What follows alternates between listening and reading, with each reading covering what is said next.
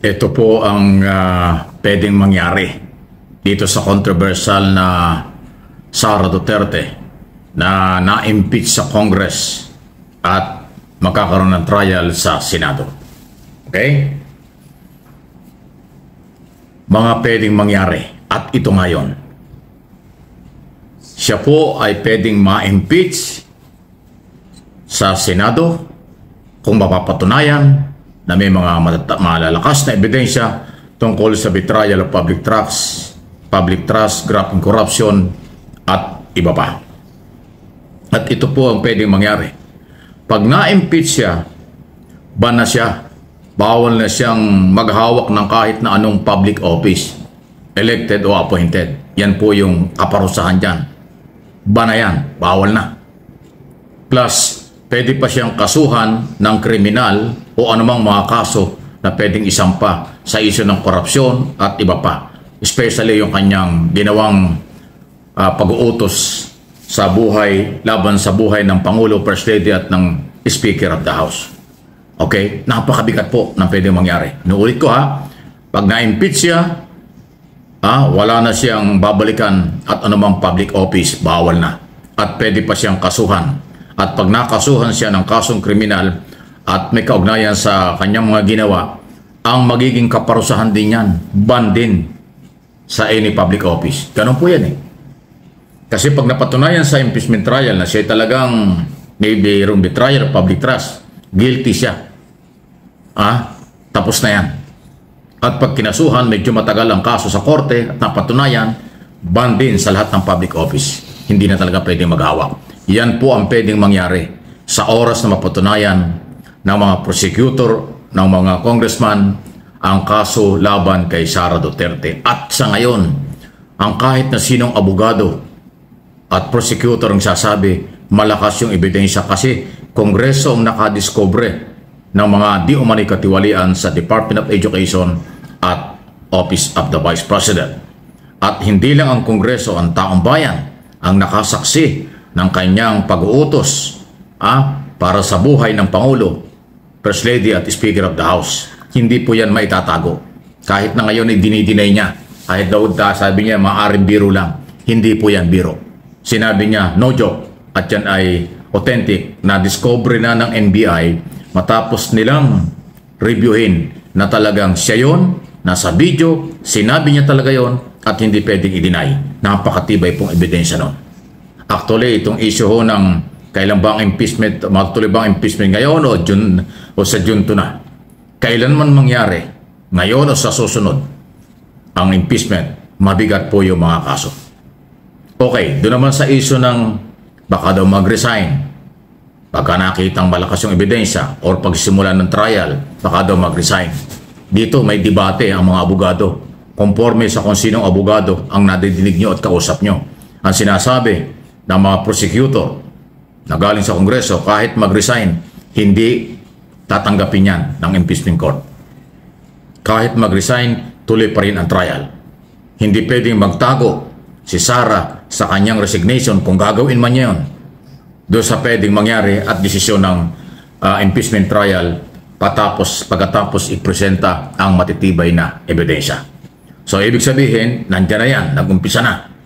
Na-impeach na sa Kongreso, may na-trial na lang sa Senado, inaabangan natin, hindi na siya pwedeng mag-resign. Yan ang sinasabi ng ibang abogado.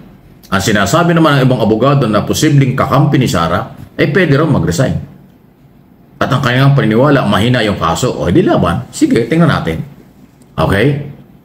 At ang isa rin sa pwedeng mangyari, yung style ni Sara Duterte sa pagsasagot sa mga tanong ng congressman at kanyang style sa pagharap sa hearing na parang siya nasusunod, hindi yan pwede sa impeachment court, impeachment trial. Dahil hindi yan papayagan ng mga senator prosecutor na pabalang ang sagot or makikialam sa rules ng impeachment trial o ibang-iba. Hindi po papayagan ng mga senator judge ang magiging style na dadaanin sa galit, dadaanin sa drama na katulad ng ginawa nila sa Committee on Education, Committee on Appropriation, Blue Ribbon Committee sa Kongreso. Yan po ang malaking pagkakaiba. Okay? So, Kailangan lumaban siya. Kailangan harapin niya yung trial. Hindi makukuha sa drama yan. Hindi makukuha sa resignation yan. Hindi rin makukuha sa paawa yan. Hindi rin makukuha sa mga rally.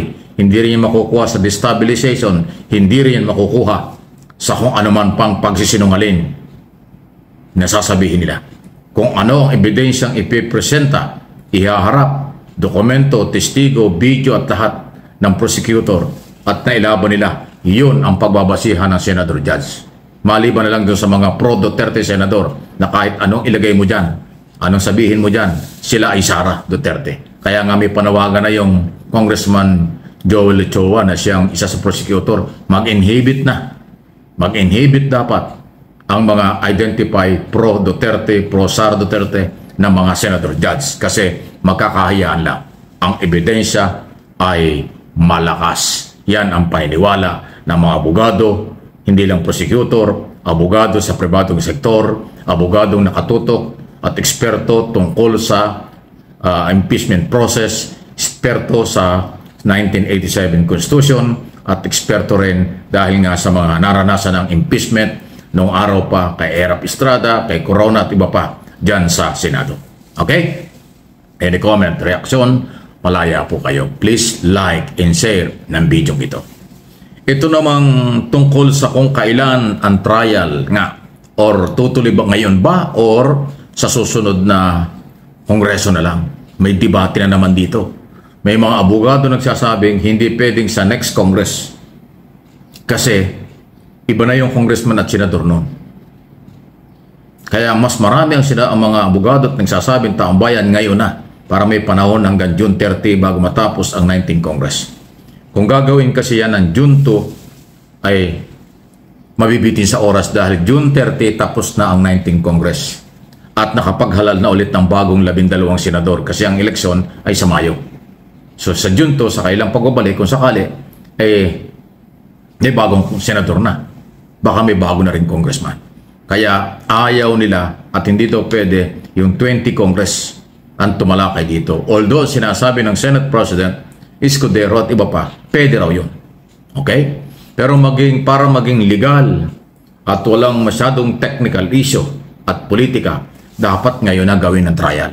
Special session ang ipatawag ng Pangulo para talakayin yung mga nabimbin ng mga panukalang batas para din maipasok ang article of impeachment or impeachment process para magkaroon ng trial. Ngayon na.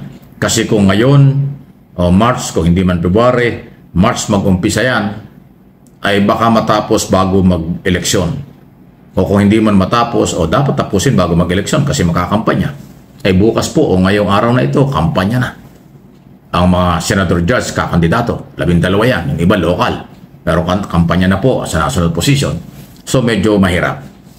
So, conforme pa rin kung sinong abogado ang kausap nyo. Pag abogado ang kausap nyo ay neutral, sasabihin niya maraming punto na legal, dapat simulan na. Pag nakausap nyo ay mga sa abogado na pro-Duterte, sasabihin niya wala yung impeachment na yan. Pag ang nakausap nyo ay namumulitika, pero abogado, namumulitika, publicity lang, sasabihin niyan may iba.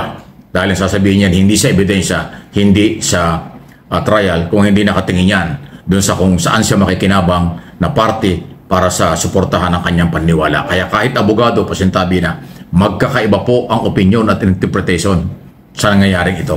Pero ang huwag nating kalimutan, ang impeachment process ay sinasabi ng saligang batas. Ang Kongreso at Senado ay inuutusan at nanumpa sa saligang batas na kailang susundin yan. Walang sinabi na pag-recess, walang trial. Walang sinabi pagpatapos na ang Kongreso, walang trial. Wala rin sinabi na kapag na-late ang pagpapasa sa kanila ng impeachment, article of impeachment ay walang gagawin ng Senado. Hindi po. Sagrado na ang sinasabi ng saligang batas, obligasyon ng Kongreso at Senado, talakayin, pag-usapan, trabahuhin nila. Kung i-dismiss o hindi ang kaso, ang impeachment trial, ang impeachment issue, at magkaroon ng trial, dapat yun ang kailang gawin. Hindi sila makakaiwas dyan. Kung ano ang kailang mga sinasabi ngayon, baka may interest silang iba. Kaya aralin natin at bantayan natin sila. Please like and share ang video. What's up mga tropa peeps? So napanood niyo po ang video na yan ni Sir Mike Abe. Salamat sa kanyang napakagandang video, napakagandang opinion at napakagandang impormasyon patungkol po sa impeachment trial na magaganap dito kay VP Sara Duterte. At totoo po yun. Ito, dagdag opinion natin. Totoo po yun na itong si Sara Duterte ay alam naman niya yung kanyang mga pagkakamali. Hindi naman maikakaila. Pero, kailangan niyang ikaila. Kailangan niyang i-deny. Diba? Sabi nga niya, wala naman daw pagbabanta. Sila lang ang nagsasabi nun. Diba? Sa kanyang press con. Pero, alam nating lahat. Napanood natin na meron siyang pagbabanta sa ating Pangulong Bongbong Marcos, First Lady Lisa Araneta Marcos, at kay House Speaker Martin Romualdez. Alam natin yun. Kailangan niyang i-deny. Bakit? Ito nga po, di ba? Kunwari, merong isang nahuli na gumagawa ng isang krimen, di ba? Nagpiplead pa yan na not guilty plea. Di ba? Nagpiplead pa yan ng ganyan kahit na caught in the act na. Kahit na caught in the act na yung mga gumagawa ng krimen, let's say nagnanakaw, gumagawa ng kahalayan or merong ginagawang kabastusan, di ba? Kahit na caught in the act na, talaga pong nagde-deny pa din. Karapatan nila yan. Ngayon, trabaho po ng prosecution o ng prosecutor na patunayan na meron pong nangyaring krimen at meron pong pagkakasala ang isang inaakusahan. Kaya alam niyo po, siyempre, may nagpapayo din dyan kay Sara Duterte. Nagpapayo kasi wala naman siya sa sariling, kumbaga wala siyang sariling pag-iisip patungkol dyan.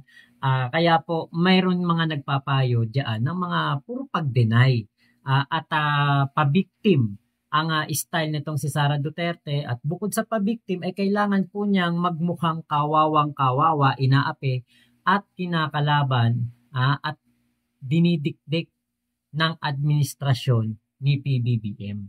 Kaya nga ito, nakita ko, sabi ko nga, kaya galit na galit ang mga DDFs kay Speaker Martin Romualdez at sa 240 na mga kongresista na pumirma patungkol po dyan sa impeachment complaint ni VP Sara. Kaya galit na galit ang mga DDFs kasi nga po, syempre, House Speaker si Martin Romualdez. Kahit sino ang maging House Speaker sa panahon ng panunungkulan ni PBBM, talaga pong magagalit ang mga DDFs. Bakit? Kasi nga ay nabubuking ng Kongreso kung ano ang mga pagkakamali na ginawa ng dating administrasyon ni Digong at ng kasalukuyang Vice Presidente natin. Kongreso ang mga nakabuking ng mga issue na mabibigat at mga hindi po talaga kaaya-aya para dito kay Digong at kay VP Sara. Actually, yung issue sa OBP budget, Senado ang nakadiscover dyan, pero hindi nagalit sa mga senador o sa Senado ang mga DDMs, di ba? Hindi sila nagalit doon. Talagang ang tinututukan nila ng galit ay si House Speaker Martin Romualdez. Ngayon po, ito kasing nangyayari na ito kay VP Sara. Marami pong nagmamarunong at napansin ko, bias po talaga yung iba kay Sara Duterte. Bias yung iba. At doon kasi sila may mapapakinabangan kay Sara. Baka pag si Sara ay nagtagumpay, baka pag si Sara ay nakalusot dito, or baka si Sara ay maging presidente in the coming 2028 election, kung hindi may impeach, ay baka nga naman makakuha sila ng pwesto sa administrasyon ni Sara Duterte. Pero ako, nakakasigurado ako bilang isang mamamayang isang Pilipino, nagising ang diwa at malawak ang pag-iisip at nakikita ko ang tunay na nangyayari sa ating bansa, malabong maging presidente si Sara Duterte dahil po sa kanyang mga aksyon, dahil sa kanyang mga pinakita in the past. Hindi po tanga ang nakararaming Pilipino para isipin na si Sara Duterte ay deserving maging vice presidente. Para sa akin, mas maraming Pilipino ang nagsisisi ngayon dahil naging vice presidente si Sara Duterte at sila mismo ang mga hindi boboto kay Sara Duterte pagdating ng 2028 election. So yung mga abogado na nagsasabi na hindi mai-impeach si Sara, hindi pwedeng gawin o ipasa sa 20th Congress ang impeachment trial, yan po yung mga kandidato na naghahanap po ng kakampi, naghahanap po sila ng mga kumbaga sumisimpatya sila kay Sara para sa kanilang pansariling interes at para sa kanilang future. Pero mali. Hindi po sila magtatagumpay. So, yun lamang po. Maraming salamat sa inyong pagtangkilik dito sa aking channel at subscribe niyo po si Sir Mike Abe, Mike Abe Opinions at MA Pinoy TV ang kanyang YouTube channel. At sana po ay makapag-like, comment, and share po kayo sa aming mga video. Maraming salamat po. Ingat po kayo. Nasan mang panig kayo ng mundo, huwag po kayo maniniwala sa mga fake news. Ingat po kayo. Mama chup chup. Love you. God bless us all Pilipinas. God first. Salamat po.